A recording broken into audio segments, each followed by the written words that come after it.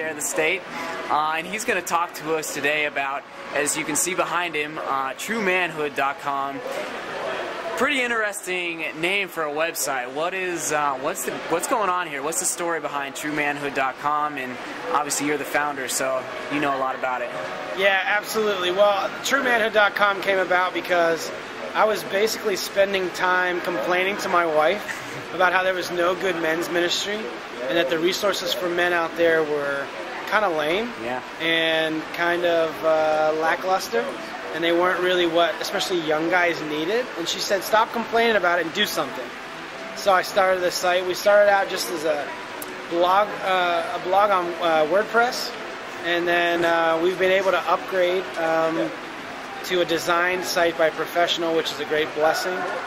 Basically what we do on the site is I provide content about stuff that I see in public, or that I read about on websites or see in the news or some sort of media, and either a good case of manliness or a case of the lack thereof with manliness, and basically just help guys learn what it means to be a man.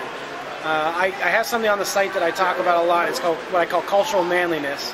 That's this idea that manliness is based on how much power, money, sex, and stuff a guy has, instead of on truth and on goodness and on joy and on love and like things that are tangible and real, as opposed to I hoard this much power over people, or I've had this much sex with these many different women, and I can buy this stuff because I have this much money, and that stuff is so fleeting, and there's no value there, and it's so empty.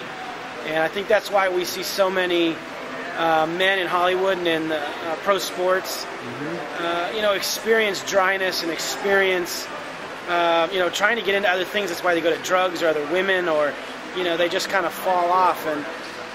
And so on the site, there are three main things that I do with the blogging, and that's fighting pornography and helping guys overcome their pornography addiction, which is a huge problem, and it has to be brought out to the light in order to bring it into the light in order to help guys overcome it.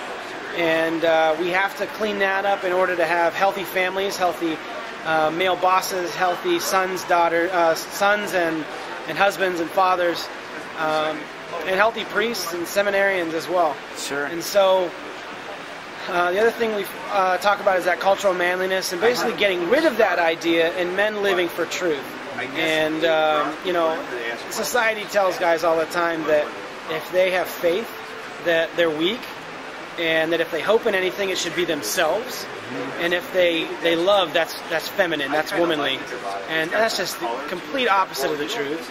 And so want to just help guys, give it to them in a short blog or a video I saw with some of my opinions.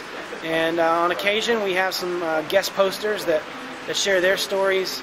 And my wife also writes stuff for the women. So we have, although it seems like maybe a lot of testosterone on the site with TRUEMANHOOD.com,